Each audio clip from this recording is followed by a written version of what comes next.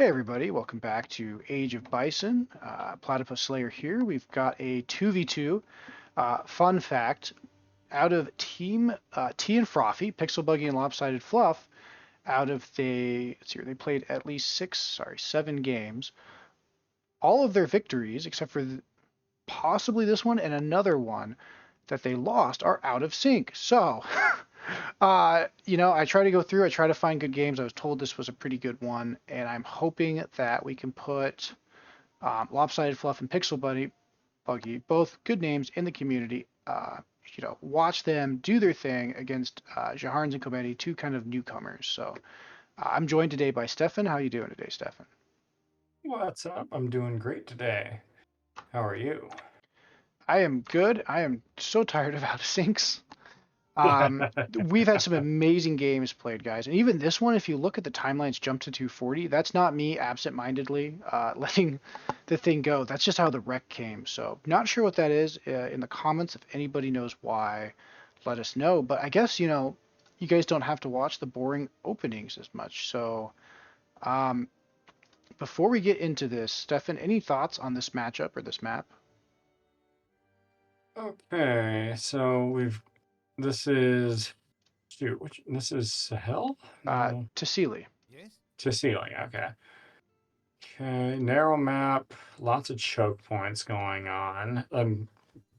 People have already scrambled for the trade sites, so we're going to be and given that lopsided fluff here is auto, we're definitely going to see shipments rolling. But let's see. It's an interesting combination there with Malta and bottom ends. So I'm wondering if we're going to see more of a defensive type game here from a dual Malta and maybe like FI autoplay here. But from what I know of Jahans and Kamandi in this series, they tend to be pretty aggressive age 2 brawlers. So we might be seeing a bit of an unstoppable force hits and a immovable object here.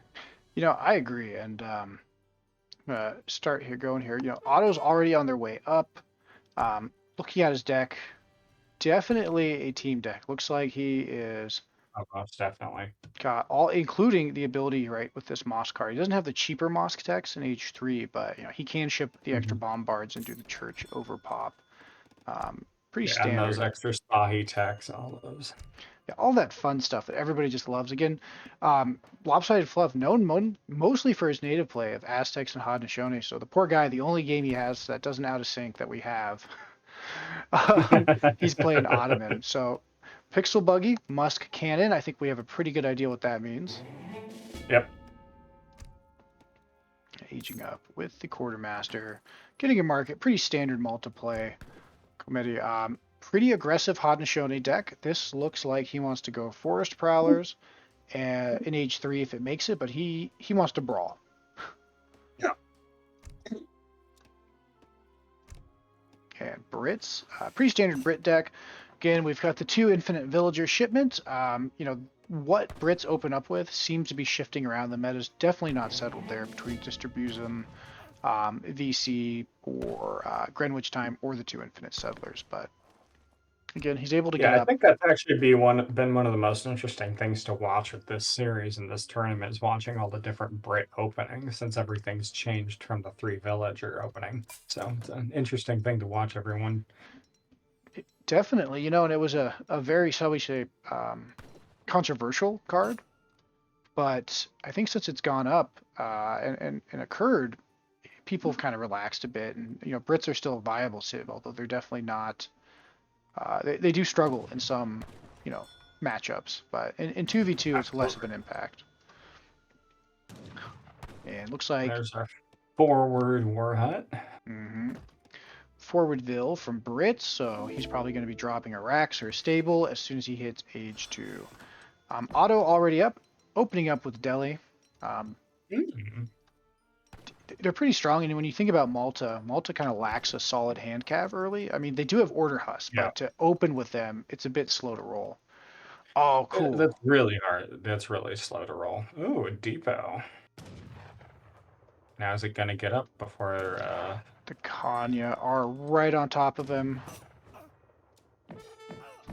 9. Nope. It looks like that's going to be denied. Ooh. Oh. Deny. Exactly. And again, Hot is just so fast with their fast age up, but again, these Those deli are no joke. nice force, nice forcing them back there. Mm. Ready now, able to get 3 though. The tomahawks and Kanya so far, no Anna. Yeah, and it looks like the Sentinels now on the chase, and yep, going immediately for that War Chief, right? To strip away the HP boost. Very good move there by Lopsided Fluff. And just like that, they are... Well, I guess those Sentinels are feeling pretty brave, but I would assume a bit of a misclick. Maybe he's trying to get his Explorer back up.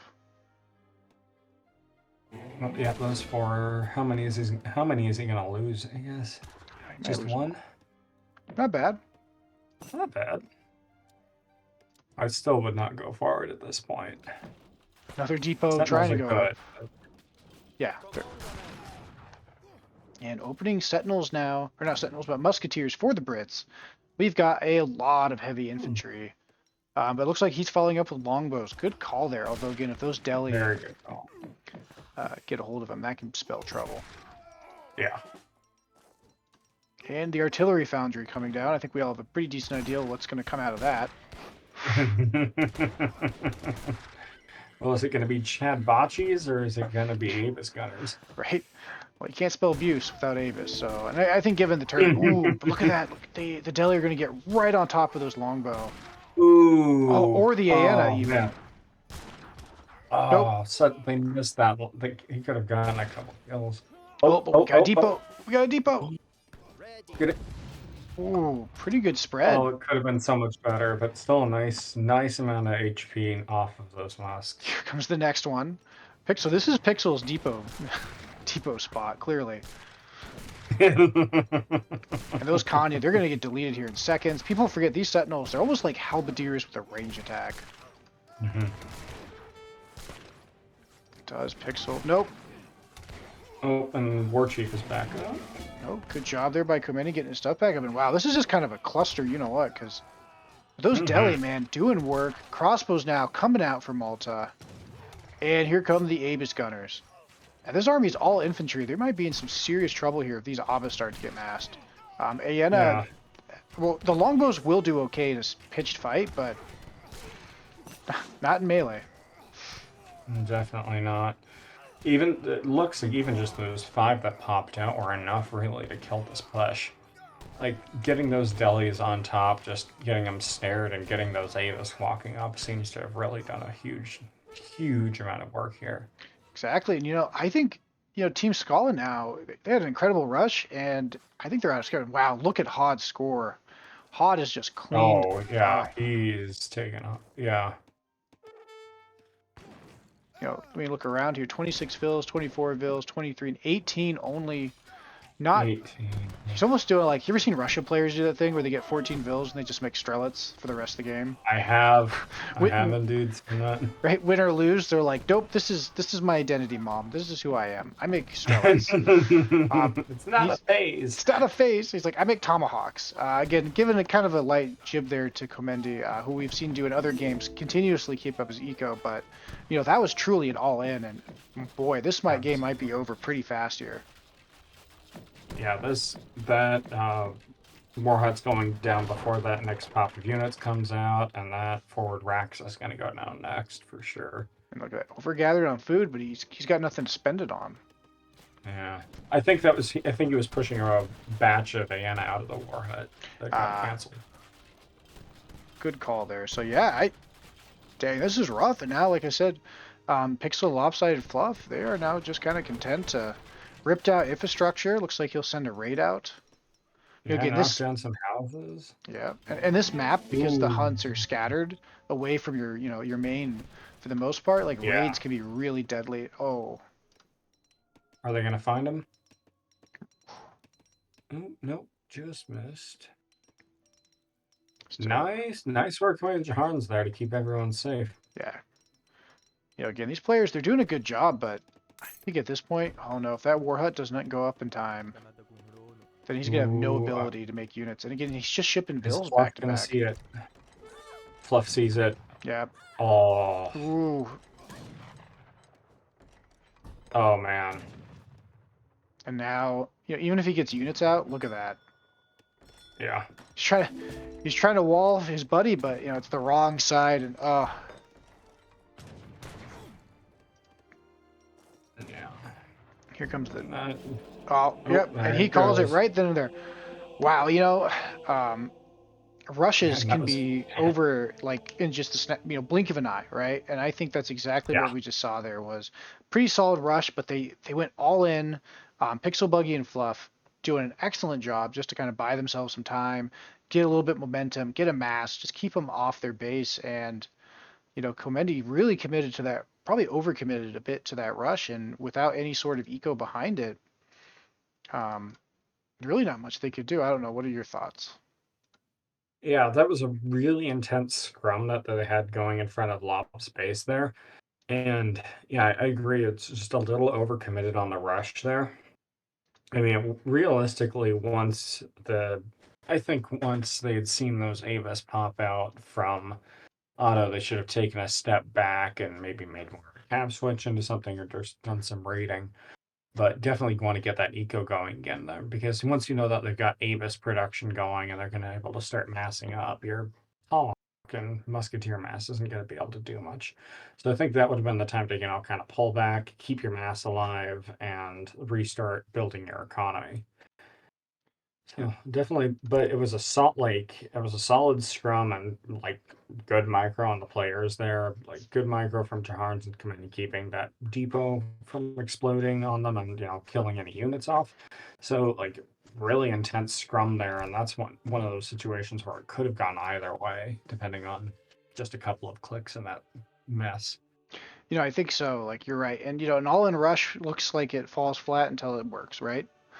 Yeah. Um, I think that's exactly what it is. Like I think Komendi was trying to put too much pressure on to kind of maybe give Brit time to boom, and even though Brit had a solid economy behind it, with him just being completely dead in the water after that initial, couple scrums, because it wasn't like one big one. It was just like a bunch of No. fights until the deli popped on top and the Sentinels were able to tie him down. And yeah, that was basically after that GG. I mean, good and Fluff.